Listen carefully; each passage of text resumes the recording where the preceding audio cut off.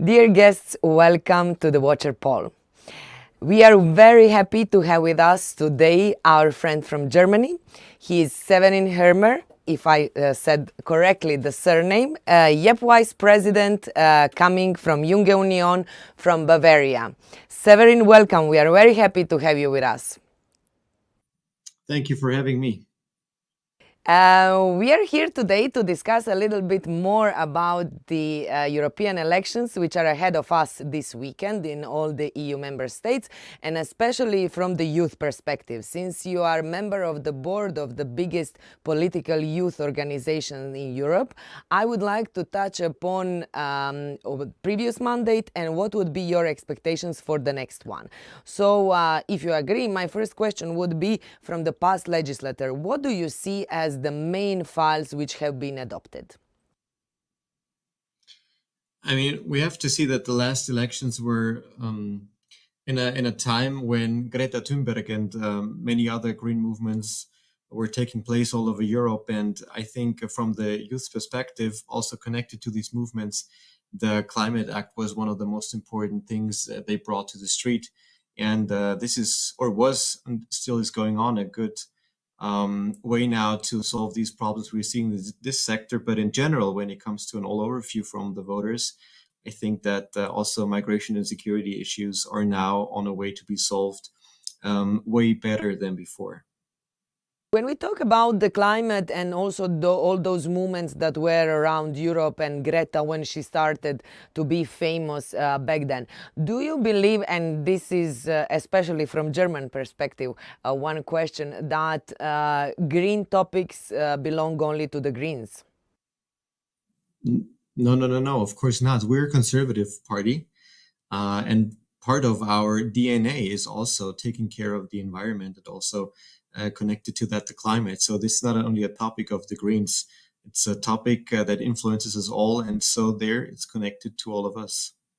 But do you think that EPP should be a little bit more loud when it comes to the green policies? I mean, the Green Deal itself within the European Parliament was basically one point of big discussion within the EPP family itself. There are many different views, and there is a big question, what will be the Green Deal on the agenda for the next Commission?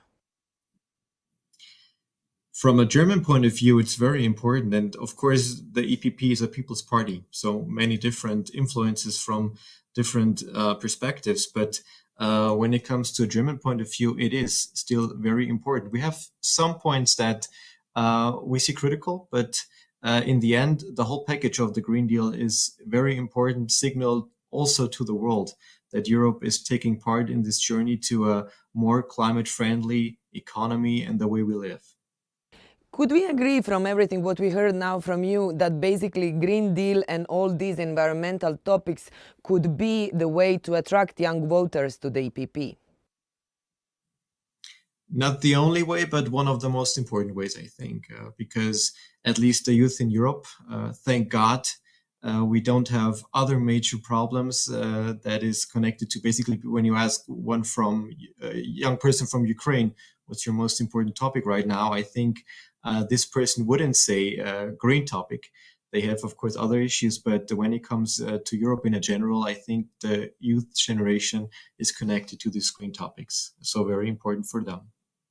But when in general we talk about the youth and what do they care about and what is important to them, do you think that basically overall they feel the European topics and that they feel that they're connected?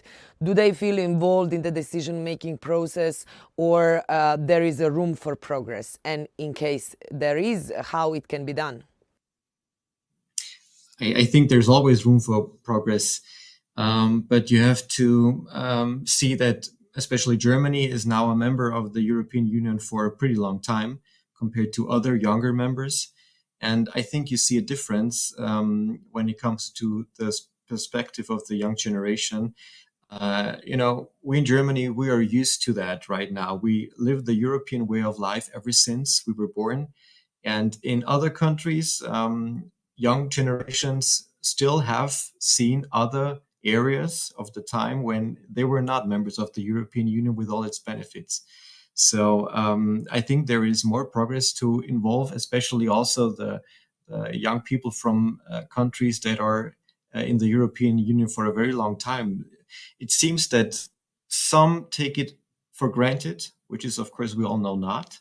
But this is maybe one way that the European Union itself can manage to bring them closer to the Union again and also involve them in processes. I think that they're having some great actions, but of course, there's always more to be done. This is when we talk about the institution itself, and then when we go to the communication coming from the political parties and from the members of the European Parliament themselves. You have participated now during campaign in some of the rallies, some of the meetings. How were they constructed, and what exactly the youth of the EPP is doing in order to bring European policies closer to young people? YEPP especially has decided to join all the national campaigns that are running right now and making part of these campaigns more visible to the young generation out there. Especially when I take a look back to a Frankfurt event we had with Junge Union, more than 500 young people from all over Germany were there. Lydia Pereira was there as YEPP president. And so I think all over Europe, the organizations of YEPP, the member organizations, are organizing their campaigns. We as YEPP trying to join them and making them more visible out there for the young generation. This is how we do it right now. When we talk on topics for the next mandate, what would you, yes, we mentioned that in the previous one, climate was very important, migration were very important, and this is a topic which has been a very hot one in Europe since 2015, and the waves which started after Jean-Claude Juncker took over the European Commission. What do you see as those topics for the next mandate? Is it artificial intelligence? Is it agriculture? Farmers were protesting yesterday here in front of the European Parliament. Defense, since President von der Leyen mentioned that she would like, in case she's appointed again, to have a commissioner for defense, or there is something else? First of all, I hope she's going to be our next commission president again. But in my point of view, it's beside the green deal we talked about, it's the defense. I think that when we take a look to the United States, where maybe a new president will be Donald Trump, elected this year, we all make sure that our defense system in Europe works. It works in a way that we can help ourselves without being dependent on others. And for many decades, we were dependent, and we are still dependent. But it must be a goal that we as Europe be more independent when it comes to topic like that. We want to secure freedom and we want to secure peace. And these both are not possible without being able to defend ourselves. When you now mention the United States, we know that basically YEPP has revived Transatlantic Youth Summit. Could you tell us a little bit more, and what is the aim of bringing all these young people together? That's actually a very easy thing.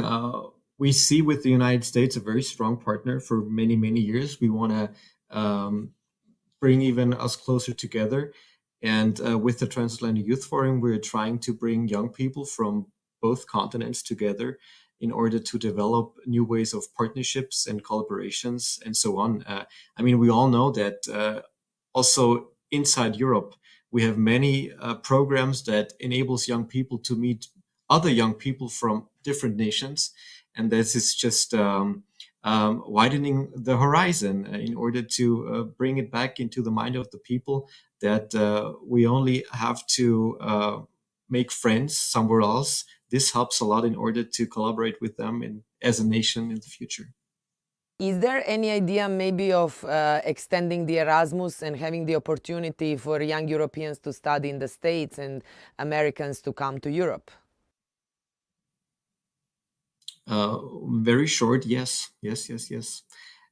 Every one of these programs must be, of course, continued, and every one of these programs must to get stronger and allow more and more young people to collaborate or to be involved in that. One of the main topics that is connected recently a lot to the youth and that the youth discuss a lot is basically the artificial intelligence. How do you see it, and what is the level of discussion currently in Germany about the artificial intelligence and especially its role in the industry, policy of the European Union, and as well how do young people look and see it? Do they see it as a benefit or as a threat to their jobs? That's a very hard one, because it's a very huge topic. We all know, or we all hoped to know, the benefits that AI will bring to us, but we all see also the things that could harm our societies when it comes to deepfake and stuff like that. And of course, I think in the end, when you take a look at the big picture, it's more helping than harming. So I'm not quite sure if the regulations that are right now are being installed within the European Union, it could harm us when we see it on the worldwide level, because we know that other areas or regions in the world, India, China, and so on, they have more and more open spaces for that. Also the US, of course. And if we restrict it too much, we could just run over by that. And this whole development will go on, but without Europe. And this is something we should be aware of. So I really hope that they're going to find the right path in order to regulate it on the one way, to not let it harm us, but on the other way, also give enough space for developing it in order to bring us more wealth and success in the certain industries you mentioned. Thank you.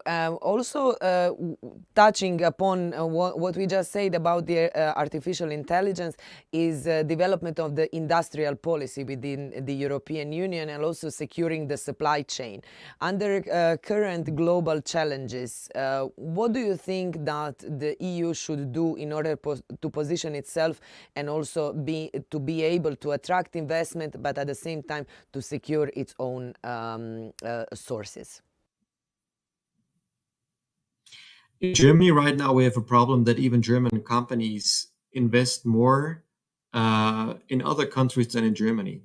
This is a development that is also like a momentum right now that could be pretty dangerous for everything that bases our wealth, bases our social systems.